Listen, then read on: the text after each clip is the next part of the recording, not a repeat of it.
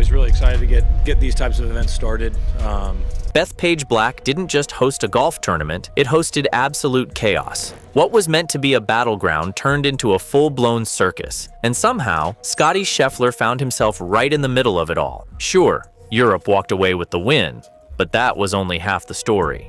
The real shock came after the celebrations, when the world's #1 golfer grabbed the mic and dropped a confession that left everyone stunned. What exactly did Scheffler reveal, and why did it shake the entire golf world? Stick around, because this twist is something nobody saw coming.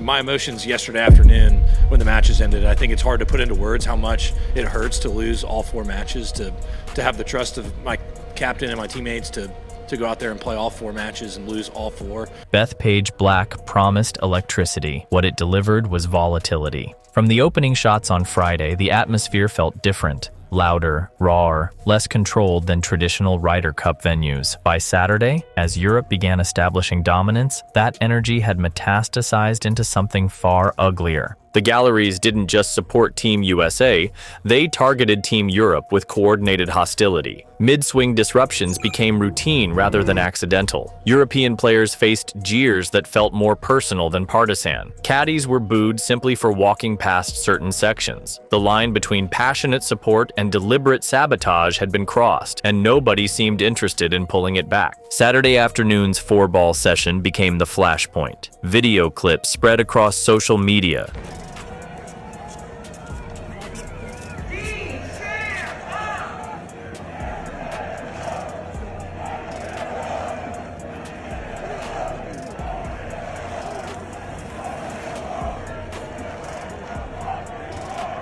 Showing crowds chanting with venom rather than enthusiasm, creating an atmosphere that felt hostile rather than competitive. Sky Sports cameras captured moments that immediately went viral, framing the event as something closer to a football rivalry turned toxic than golf's traditionally respectful competition. European players looked increasingly uncomfortable. American stars seemed rattled by their own supporters' behavior, and the boundary between home advantage and abuse had clearly been obliterated. By Sunday evening, when Team Europe lifted the trophy, the moment should have been triumphant. Instead, it felt tainted, the presentation drowned out by boos from American fans who couldn't accept defeat gracefully. What was supposed to showcase American golf passion instead revealed something uncomfortable about sports culture itself.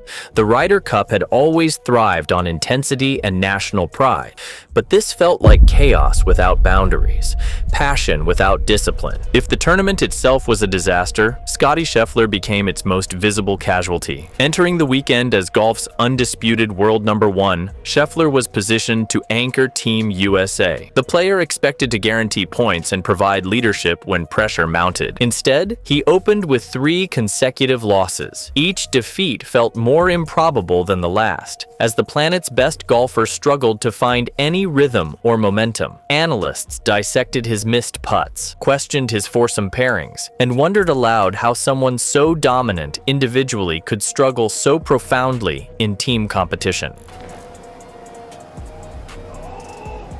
Scheffler matches it.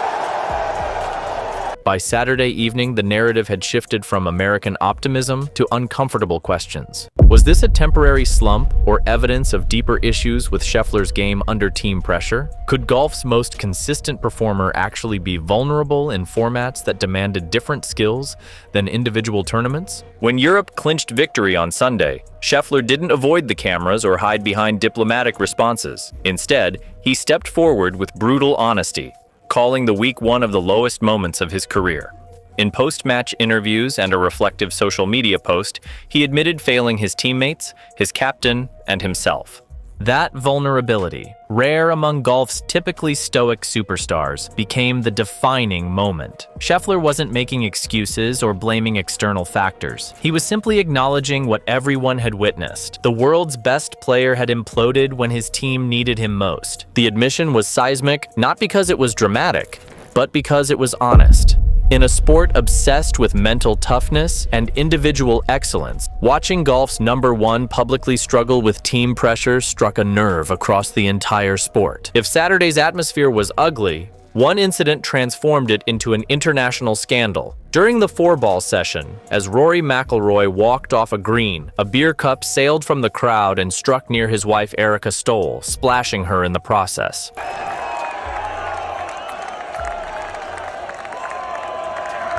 The video spread instantly.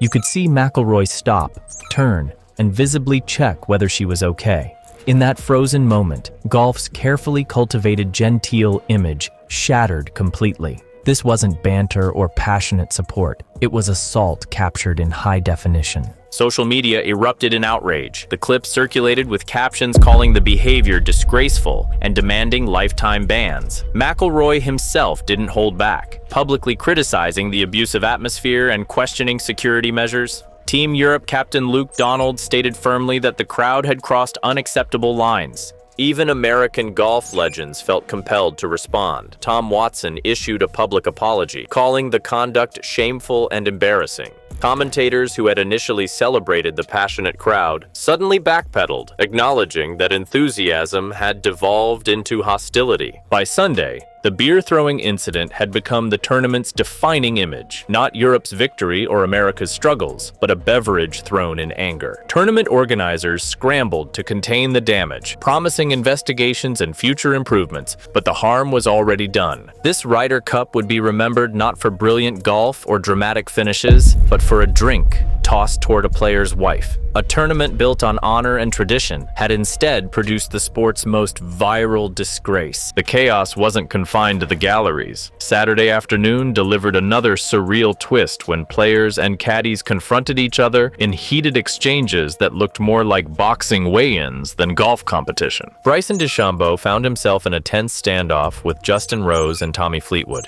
their caddies involved in an argument that cameras captured in uncomfortable detail. The confrontation started on the 15th hole when crowd noise and mounting frustration finally boiled over. What should have been handled with handshakes and professional distance instead became a viral moment. Players visibly angry, caddies positioned protectively, fans circling with phones raised. Analysts attempted to frame it as competitive passion, but the optics told a different story. Team USA appearing to unravel under pressure, Europe maintaining icy composure despite provocation. Even Scheffler's group reportedly experienced verbal exchanges as tempers flared across the course. Ryder Cups are emotional by design, but this felt like a complete breakdown of professional decorum. By Sunday morning, the confrontation had already become a meme, screenshots and captions mocking the loss of composure flooding social media feeds. In a tournament already drowning in chaos, the player-caddy standoffs became further evidence that Bethpage wasn't just out of control in the stands. The disorder had infected everything, even inside the ropes where professionals are expected to maintain composure regardless of circumstances. When Europe hoisted the trophy, the chaos didn't stop. It evolved into a media firestorm. Outlets churned out analysis and condemnation faster than they could process what had actually happened. Headlines demanded security reforms, alcohol restrictions, and wholesale changes to prevent future embarrassments. Major publications ran scathing recaps of the worst moments. The Guardian blasted fan conduct. American commentators debated whether broadcast audio should have been censored, as if this was a crisis requiring congressional oversight rather than a sporting event gone wrong. Social media accelerated the controversy. Video threads dissected the beer throw frame by frame. Influencers called for lifetime bans. Memes ridiculed American fans, while European supporters celebrated both their team's victory and the perceived moral high ground. Tournament organizers issued the standard corporate responses, promising reviews, audits, and improvements. But the damage was irreversible. Instead of celebrating brilliant golf, the sports world was debating security failures, alcohol policies, and whether the Ryder Cup was becoming a powder keg rather than a celebration. The narrative shifted completely. Europe's victory became secondary to American fans losing control. Bethpage transformed into a case study in how passion can drown the very sport it's meant to celebrate. The global headline wasn't about golf excellence, it was about golf humiliated. For Scottie Scheffler, the path forward requires confronting uncomfortable truths. His admission wasn't theatrical or dramatic. It was a quiet recognition that he had failed when his team needed him most. His promise to learn and return stronger provides a narrative arc for fans desperate to see redemption. But the scar from Bethpage will remain. For Team USA, the problems run deeper than one player's struggles. Team chemistry appeared fractured, pairings failed to generate momentum, and leadership seemed overwhelmed by the magnitude of the moment. Analysts are already speculating about captaincy changes before the 2027 competition in Ireland, while whispers of cultural issues circulate through golf media. The PGA and DP World Tour face equally serious questions. How do they police crowds without destroying the atmosphere that makes the Ryder Cup special? How do they draw clear boundaries between passionate support and hostile abuse? The stakes are obvious. Golf can embrace intensity or restore traditional respect, but attempting both simultaneously might fracture the sport entirely. For now, Scheffler's honest reflection and Europe's champagne-soaked celebration bookend a Ryder Cup remembered not for birdies or clutch putts, but for beer throws, verbal confrontations, and chaos without boundaries. Bethpage Black delivered passion, just not the kind anyone wanted to celebrate. Europe claimed the trophy. America absorbed the embarrassment. But the real question remains unanswered. Who actually lost at Bethpage? The players who struggled under unprecedented pressure? The fans whose behavior overshadowed the competition? Or the sport itself, watching its carefully cultivated image dissolve in real time? The fallout continues. The debates rage on, and golf faces an uncomfortable reckoning about what it wants to be: a gentleman's game or a gladiatorial spectacle. Bethpage Black forced that question into the open, and the sport's answer will define the Ryder Cup's future for generations to come. Who do you think truly lost the Ryder Cup? The players, the fans, or the game itself? Share your thoughts in the comments below and stay tuned, because this story is far from over. The real fallout is only just beginning.